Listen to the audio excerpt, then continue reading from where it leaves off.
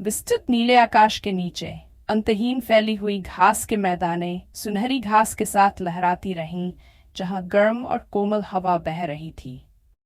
इस अनंत जंगल के बीच एक विशाल हाथी ताऊ अपनी पूरी शक्ति के साथ खड़ा था। उसके विशालकाय शरीर को चमकते हुए सफेद हाथी दांतों ने और भी गौरवशाली बना दिया था। ताऊ अपने झुंड का रक्षक था। ये भूमिका उसने वर्षों की कठिन परीक्षाओं और विजय से अर्जित की थी। वहीं पास में कुछ हाथी शांति से चल रहे थे, इस बात से अनजान कि उन पर एक बड़ा खतरा मंडरा रहा है। कई हफ्तों की असफल शिकार के बाद कोरा नाम की एक निडर शेरनी और उसकी शेरों की टोली ने भूख से मजबूर होकर झुंड पर हमला करने का फैसला किया। ताऊ ने सबसे पहले खतरे को भांप लिया। उसकी तीव्र दृष्टि ने दूर घास के बीच दबे दबे शेरों को देख लिया था। कोरा ने भी ताऊ से नजरें मिलाई। दोनों समझ गए कि यह संघर्ष सरल नहीं होगा। ये जीवन और मृत्यु का प्रश्न था।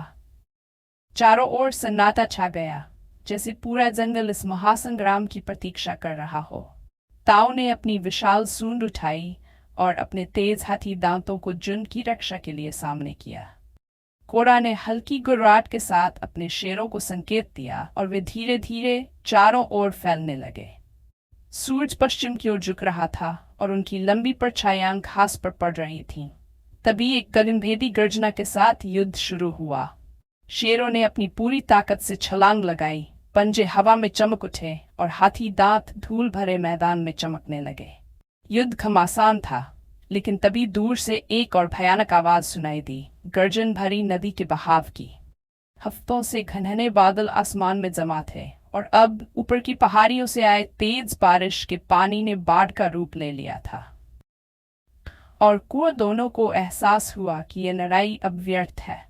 असली खतरा ये बाढ़ थी, जो जल्द ही पूरे मैदान को निगल लेगी।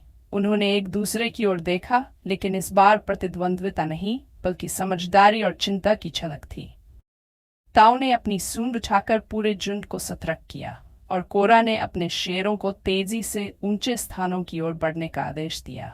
शत्रुता भूलकर सभी एक साथ दौड़ पड़े। अब कोई शत्रु नहीं था, केवल जीवित रहने की जंग थी।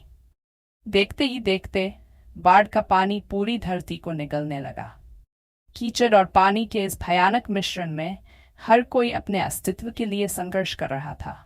लेकिन हाथियों की विशालता और शेरों की फुर्ती ने उन्हें सुरक्षित ऊंचाई पर पहुंचा दिया। जब सभी ऊंचाई पर पहुंचे तो कोरा और ताऊ ने एक बार फिर एक दूसरे को देखा। आज वे प्रतिद्वंदी नहीं थे, बल्कि जीवन के साथी थे। उनके झुंड सुरक्षित थे और यही सबसे महत्वपूर्ण था। कुछ दिनों बाद जब बाढ़ का पानी उतर गया और मैदान फिर से हरे होने लगे, ताऊ का झुंड फिर से चढ़ने लगा और कोरा अपने शेरों को नए शिकार स्थल की ओर ले गई। प्रतिद्वंद्विता फिर लौटेगी, क्योंकि यही प्रकृति का नियम है। लेकिन जो समझ और सम्मान इस संघर्ष से जन्मा था, वह कभी नहीं मिटेगा। अब जब ताऊ अपने झुंड के साथ गुजरता और कोरा अपने शेरों के साथ विश्राम करती, तो दोनों हल्की सिर हिलाकर एक दूसरे का अभिवादन करते। ये एक मौन समझौता था, याद दिलाने के लिए कि जंगल में जो आज शत्रु है, वे कल सहयोगी बन सकते हैं। शिक्षा, सच्ची शक्ति एकता में है। कभी कभी हम जिनसे टकराते हैं, वे ही हमें सबसे महत्वपूर्ण सीख दे सकते हैं। जीवन की असली लड़ाई आपसी द्वेष से नहीं, बल्कि बड़े खतरों से एक होकर लड़ने में है।